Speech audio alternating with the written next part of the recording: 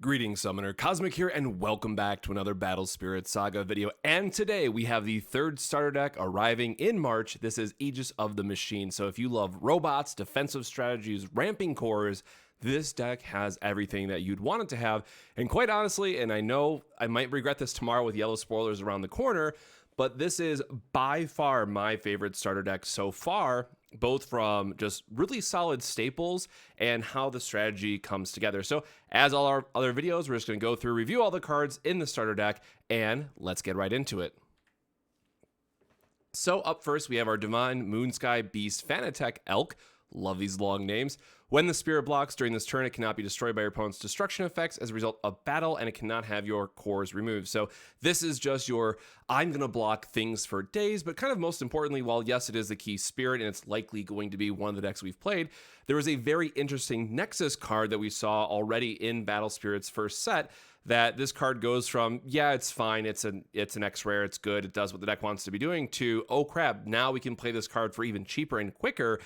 And it's so tough to remove, even at level 1, right? Having that 4,000 power and that when blocks effects, it's going to be quite difficult to remove this card in a lot of situations. So when we then bump it up to level 2 and level 3 and get that end of turn effect to life burn, this is going to be your defensive deck of choice. So again, if you're a control player and you just want to put up a wall that your opponent has a very time of slamming through and you want to just slowly watch their life drain away from Fanatech Elk, then yeah, this is absolutely the deck that you want to be doing. So I think the context is going to be really important. While this might not seem that exciting based on just the two other starters we have so far, based on just adding one more card into the mix that we've seen already, I think this is going to be an absolutely fantastic card to play. And honestly, it has one of the best artworks of the X-Rares in my opinion as well. So all around fantastic card. Have to wait for the other Machine Beast support that we're undoubtedly going to get in the first set, but I'm sure this is going to be a staple for the meta.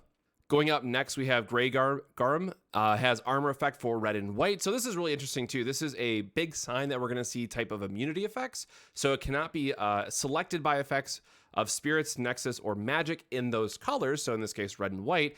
And against red, right, that's obviously going to be very good, so they can't just delete it at the low power.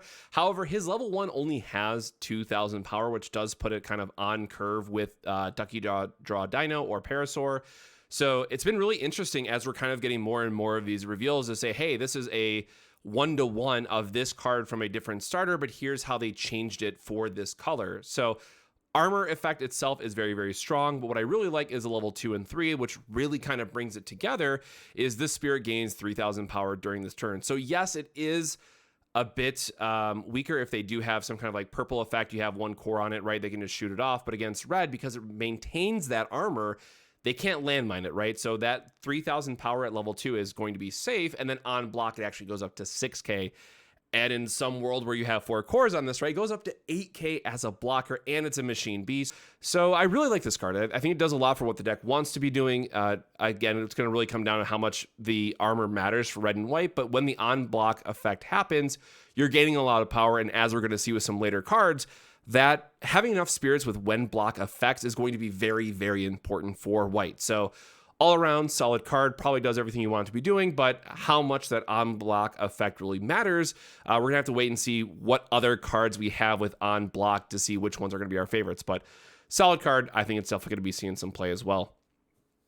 Mechatrice, now this one I think got a lot of, you either love it or hate it, because it is a 4 cost with only 1 reduction, so it is quite expensive to play, to be fair, and it's only a 2,000 power when summoned, and you go up to 4k with 2 cores, and maybe that's a bit better, but this card is insane. It does literally everything that you want it to be doing in white, and is honestly one of the strongest cards out of this starter deck. So when summoned, view the top 2 cards of your deck, and it's basically scry, right? So you may place any number of them on the bottom of your deck in any order, or place on top. So this is really nice because coming from One Piece, right, you had the option to only place them on top or put them all on the bottom. You couldn't really, oh, do I want to put this key card on top and then have a couple more drawing duds, or can I just, put them all on the bottom, hopefully hit something new? So this card now allows us, especially in a color that's going to be so defensively focused, it's going to be so like needing to find those key cards to survive. This does everything that you want it to do. It is going to be your searcher or your deck digger,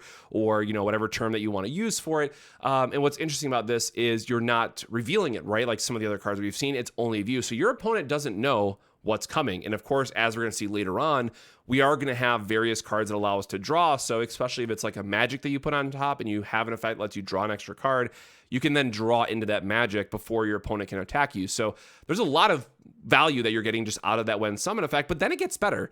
So when the spirit blocks, select one of your opponent's spirits that cost 2 or fewer and return to their hand. I know that might not seem like that big of a deal, but you have to remember that, 2 cost or less rush is going to be a thing in the yellows deck that we're going to see starting tomorrow.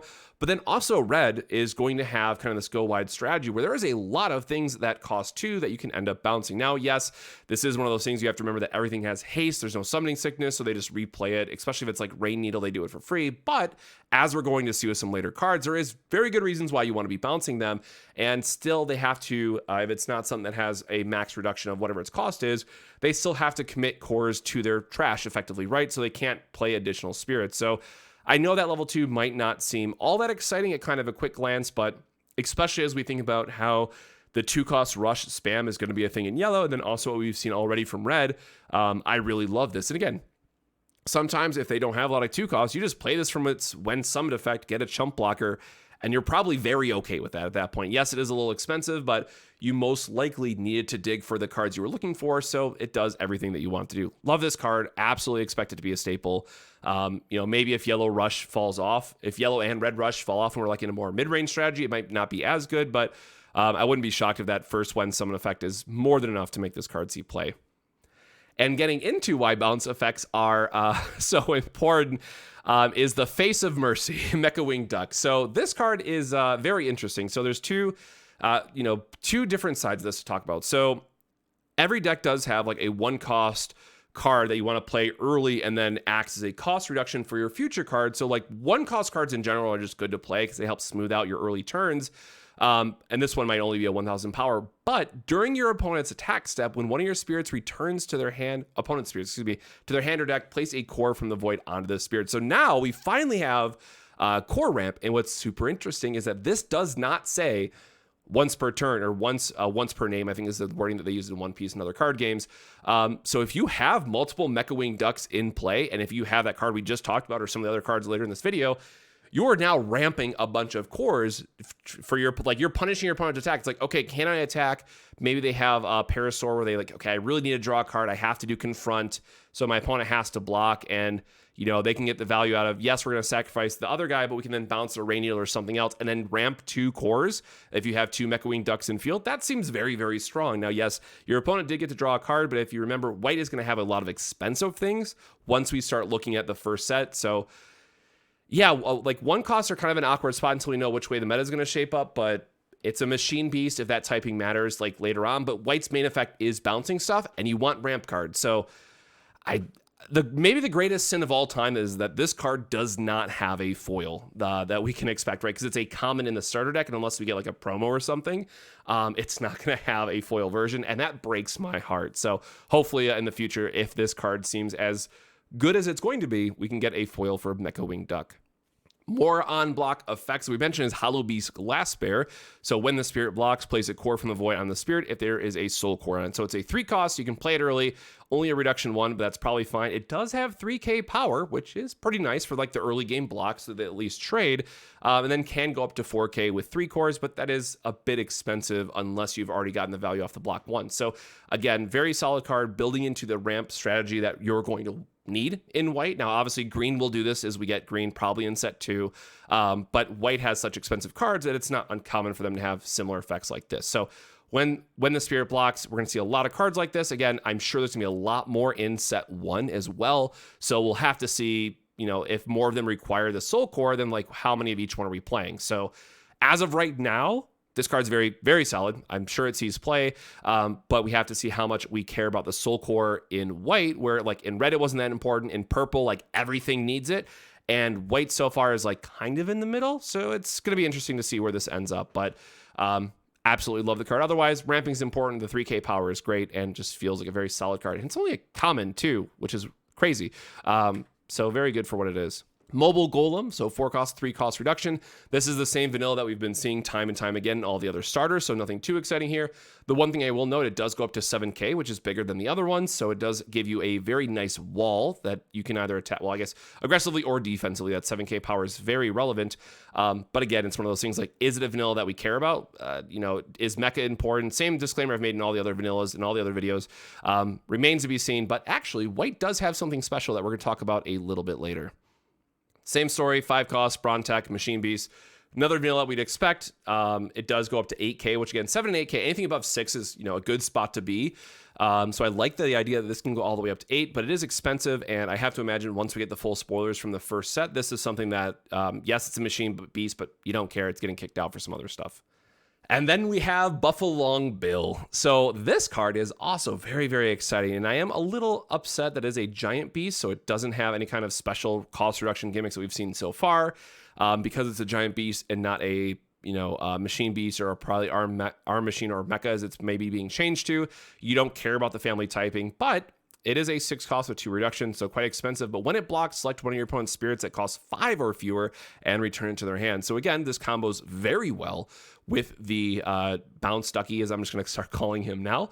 But 5 cost is also interesting. So right as we saw with the Searcher early on, it'll always have the value of getting to reveal it, or not reveal, but view the top cards, see if you want them or not, and filter them out. And then you had the option to do level 2, where now this is 5 cost. So that's all it's doing at a 4k power. But you have to remember, like, 5 cost and less is actually a really interesting point, because they're not, that's where you start to get, they're not free. You have to pay something for them. So yes, even though everything has haste, this does allow you to kind of set back your opponent a turn. And as we saw, we do get value out of bouncing things. So I really like this card for the fact that it can also go up to 8k power. Again, very nice number to be hitting. It does cost 4 cores, so it's a little expensive, but if we find ourselves in more a mid-range heavy meta where a lot of people are playing like these 4 and 5 costs that don't have a bunch of value reductions, then Buffalong Bill gets very, very good. But what I really love too is during your attack step, all of your spirits, when the spirit blocks effects, also activate when attacking. So now this is a spot where, okay, I've played the long game, I've been able to defend properly, I still have a good amount of cores, and now I'm just going to bump this guy to level 3. And again, it is expensive at 4 cores to be fair, but now we saw some of those other spirits that have all these on-block effects that say, okay, well, I'm going to ramp a core, then bounce 2 things, and then we'll see probably later on more effects in set 1. So you can potentially just swing out, get a bunch of value effects, and then as we're going to see later in this video, there's some magics to make sure you can't get punished for it. So I really like this idea of getting to build up the board of relevant on block attackers, to phrase it that way, that you can just suddenly swing the game in such a significant way. It's going to be very hard for your opponent to come back. Now, yes, because you're bouncing a bunch of stuff to their hand that's on the board right before blockers, they're likely going to be ramping a ton of cores as well, so you're giving them more resources, but at the same time, they lost all of their reduction effects, so it's going to be very difficult for them to kind of rebuild that board state and be able to swing back. So love this card. I think it's, again, kind of in the same line of where do we think the meta is going to be going? Because if there's a lot of like go wide red and go wide yellow, this card then becomes very awkward because you're only bouncing one thing, maybe killing one on block, and then you're just kind of like out of resources. So, it might just be something that you play as a 2 or 3 of, or if it's a mid-range heavy meta, then you just slam 4 of this guy because you're getting a lot of value out of that first effect. So remains to be seen, but certainly a very, very strong card that I think is only going to get better as we see more of those when block effects from set 1. Seabeast Dugong, 3 costs, vanilla, same as what we've seen from the other starter decks. Nothing too exciting here. Does go up to 6k. Wish it was 7, but we'll see a little bit later on why this is all coming back to. So overall, if you need vanillas to round out the deck for cost reduction effects, you're going to play one of these. Otherwise, if we get good enough stuff in the first first set for Battle Spirit Saga, Dawn of History, then this gets kicked out for something else. Up next is Iceblader Brigid, and I just want to pause for a second, and this might be truly showing my age, but this card and the next one, the artwork is just absolutely gorgeous. It reminds me of like old school Final Fantasy illustrations, and again, maybe it's just like the nostalgia hitting for me, but I was just absolutely in love when I saw this card and the next one. Just truly some of my favorite artwork that we've seen so far. And hopefully, because it's a rare, this means it will be foil in the starter deck. I really, really hope it does. But Absolutely beautiful. So 5 cost, 2 reduction, so a little bit on the more expensive side. When destroyed, if it has a soul core on it, select one of your opponent's spirits and return it to their hand. So this is interesting because of 2 sides, right? This is not a when blocks. This is not a, there's no other condition, right? Just when destroyed. So that can be attacking, that can be defending. So if you're putting the soul core on this, you can just bounce any spirit, during combat. Or again, if they kill something in their main phase, then you could bounce it, right? But thinking about this more of like during the attack step when your opponent just can't freely replay stuff. This is a very strong card, both offensively and defensively, and it's nice that it's only 3k power, so it is going to be a bit difficult for your opponent to play around that effect. And then it does go up to 5k as well, and does give you like, okay, we want to make it a little bit more value that we want to get out of this. So when the spirit blocks, select one of your opponent's spirits. That spirit will not refresh during their next refresh step. So now we're also getting this like stun effect. So it's really interesting that 2 kind of key themes that we've seen, or at least for what I've looked into for green, 2 of the like key things of green are appearing in white very early on. And I think they're just doing that because it helps like build out how the different patterns can play out within the attack phase. But all around, love this card.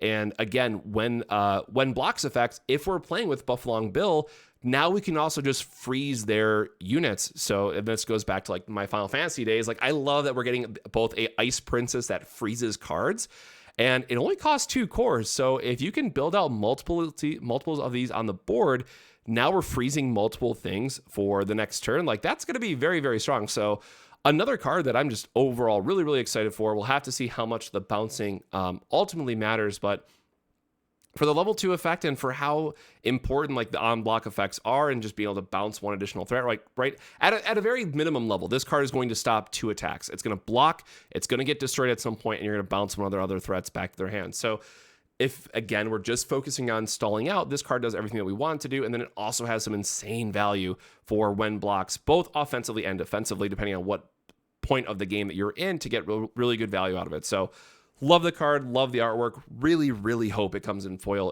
in the starter decks. But again, at this time, we don't know if it's going to be only the X rares that are foiled like we see in the main set, or the rares will be foiled as well, because there's no other way to get them foiled. Up next is the Frosttree Goddess Eir. So when summoned, select one of your spirits, so when the summon blocks effect, and place a core from the void onto it. So we already mentioned that we're going to just play a bunch of when the spirit blocks effects, because it's everything that white wants to be doing. And now we just have a free ramp. So yeah, this is probably fine. Like I realize it's not the most exciting card, but it's a chump blocker. It gets us an extra core. And I feel like it's one of those things that it's an early enough drop that you're just happy to play it sort of thing. And we want more ramp. So, if we get more consistent ramp effects, this might get cut. But for right now, for what we have for the starter deck and for what we know as the limited spoilers we've seen so far, this is probably very fine. Getting to ramp a core is everything you want to be doing when a lot of your key value cards, right, cost 7, 8, or even more in some cases. So just absolutely love the artwork. I can't really stress that enough again. Really reminds me of old school Final Fantasy. It's so beautiful. And now finally, we're getting to the point that, does this matter, is Spring of Norn. 3 cost Nexus with 2 reduction, and during your opponent's attack step, at the start, select one of your spirits with no effects listed on it and refresh it, or if you get to level 2, refresh all your vanillas instead. So this is one of those things where it's like, if we can find a good balance, like this is a very strong effect, don't get me wrong, by every stretch of it, this is a very strong effect to have access to, but I can't imagine it's going to be worth it long term once we get the Battle Spirits set 1 spoiler. So I want to love this card, but I think it might be one of the worst cards that we've seen so far, only because I'm not expecting vanillas to play that large of a role in set 1, where you're playing this Nexus card over the other insane ones that we've seen so far. And hey, I could be wrong. There could be a vanilla, rush style of deck that makes attacking for your opponent really difficult. But overall, just not very excited for the effect. Maybe more vanillas in the future. We could come back and revisit this, but I think it's one of those things that they just had to, put another Nexus into the starter deck that technically, right, has the highest concentration of vanillas that we're probably going to see in a deck out of the box, or just in a deck period. So it plays well into that, but overall, just kind of not that excited for it. Then for our other Nexus, we have Heaven Piercing Castle, 4 cost, 2 reduction. During your opponent's turn, when you draw a card outside of the draw step, you may pay the soul core to draw a card.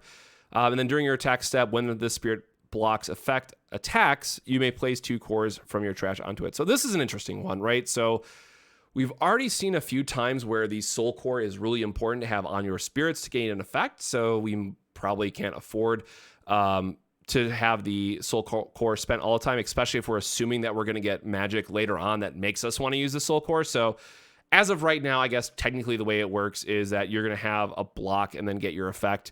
And, you know, or rather, they play a spell, you know that you're going to get an on and block effect. It's like, okay, I have that Badger, for example. I think it's a Badger that has a soul core on him and he wants to ramp, but my opponent just played the card that lets him draw 2. Okay, am I giving up the soul core now to get 1 extra ramp, or do I want to draw the card, but it's only 1 card? So I guess you always have the option to do it. You know, you can decide like, oh, my hand's pretty bricked, I want to draw the card, I'll sacrifice ramping, and maybe that's good enough, but at least so far, it seems like there's not too many, you know, soul core based cards in white, so you can probably run both in the deck, and it's not a big deal. But what's really interesting is the second one. So when the spirit blocks, you know, effect is now attacking, this goes back to Buffalong Bill, this goes back to some of the other effects we've seen. You can create a massive swing in value if you build out your board successfully and can, you know, now end the game in 2 turns, which is probably what white wants to be doing anyways. And I think this does a very good job of getting you there because it only costs 2 for that effect. So really love this card. I'm really curious to see where it ends up. But based on the magic that we have, I think just with the how I believe the games are going to go from like a pure gameplay pattern standpoint, I think this level 2 effect is going to be absolutely insane. And that's the real reason why you're playing it, where, you know, drawing an extra card or 2 over the course of a game is maybe not exciting, but it's still a nexus that helps reduce your cost. So you're probably okay with it overall. And then for me personally, probably my most excited card that I was just absolutely blindsided by how good it is.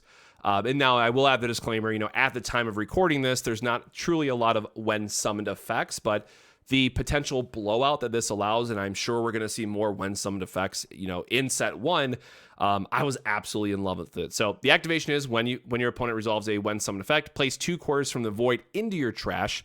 So you're already going to have, you know, that ramp coming up, and then you may activate this card's effect. So getting to put them from the void into your trash, you're already ramping, right? And then on top of that, if you have the 3 cores, because you're always going to have the 1 reduction in white, like you're going to have something on board, select 2 of your spirits and refresh them. Spirits refreshed by this effect cannot attack during this turn. But again, you don't really care because you're playing this defensively. So not only is this card going to ramp you, which, you know, depending on the density of how many when summon effects, this could be a early game play or it's something you have to wait for the mid to late. But then on top of that, it's also going to be a very significant battle trick where, you know, oh, I'm going to, you know, swing out, get my effect, leave 1 blocker, and your opponent's like, okay, I'll remove the 1 blocker, commit a bunch of cores to it. Now suddenly you have the ability to activate this a flash. Now, especially they play like Andromeda or something, or like Dark King Snake Pentacles. Like there's a lot of high-end spirits that they're going to want to play to remove one of your guys that they're almost always going to have a when summoned situation happen to then get the value of like, oh, they want to win the game this turn and we got them instead. Now we can refresh 2 of these spirits and there's no way that we're dying. So this card, I'm sure, is just going to be a staple for white. It's, again, absolutely insane. Love the artwork. Once again, reminds me of old school Final Fantasy. And maybe that's just a bias that I have towards it, but I really love that old school style of artwork. And I know it's probably because it's an older card as well from early Battle Spirits days, but love it. So all around Holy Elixir, this has to see play. Like this card just seems absolutely correct to me as one of the best bursts that we have so far.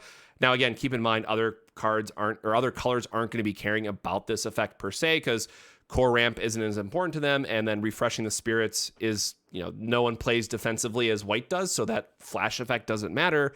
But this card is doing everything that you want it to do in white. I think it's absolutely a staple. And then we have Dream Bomb. So burst when you lose a life, select one of your opponent's Nexus and return to their hand, then pay its card's cost to activate a flash effect. So you can bounce a Nexus, or the second part, bounce a Spirit. So this is it's one of those things where, like, yes, you can bounce a Spirit to stay alive, but also bouncing a Nexus is one of those things where it's like, it may or may not be that relevant. Like if you're in mid combat and they have some Nexus that's going to gain them a bunch of value, later on we'll see blue, which cares a lot about their Nexus cards. Like the value of this card goes up, but otherwise the bounce effect, it's nice because we know that we have the Void Ramp Duck, the 1-drop you can play that's going to give you some more cores, so you can help, you know, kind of recover some costs and ramp up your strategies.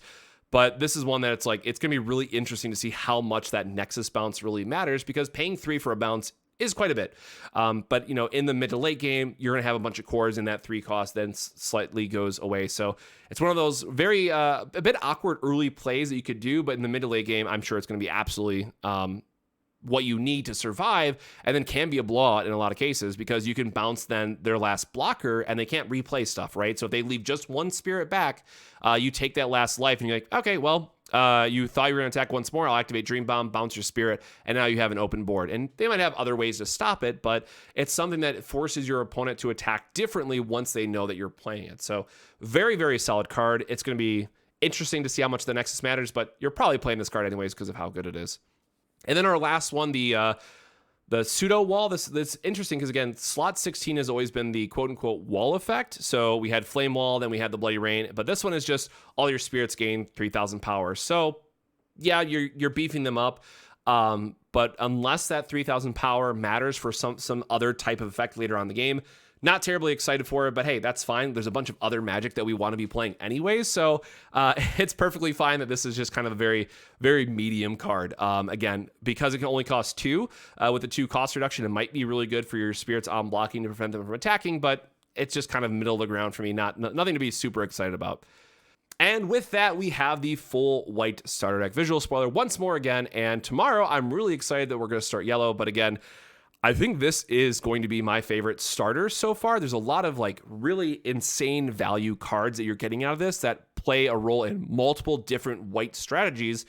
So I think I'm finally coming around to it where it's like, yes, one-piece starters are way more focused in what they want to be doing, where the starter decks for Battlespirit Saga are more like, okay, here's a bunch of like generic staples that you can use in multiple decks in set 1. So no matter what, if you want to play white in set 1, you're buying 2 of this starter deck because it has something for literally everyone in that wants to be playing in that color. So all around, absolutely fantastic. So this is 3 of 4. There's only 1 more starter deck to go, and then hopefully we're going to start getting into some gameplay videos. Again, there's going to be a little bit of a lag between when the yellow video comes out and kind of when gameplay matches get up, just because of timing of everything, but we do have more spoilers to look forward to after the yellow starter deck is done, so please look forward to it, because then we're going to start to really get these spicy cards. So with that, I hope you enjoyed another Battle Spirits Saga video. Don't forget to like and subscribe for future content. There's going to be lots of great stuff coming down the pipeline, and then of course our store is also a early adopter, so I'll do some unboxing stuff for that. Really, really excited to get the Battle Spirits Saga hype train going. So with that, my friends, stay hydrated, stay safe, and I'll see you in the next video. Cheers.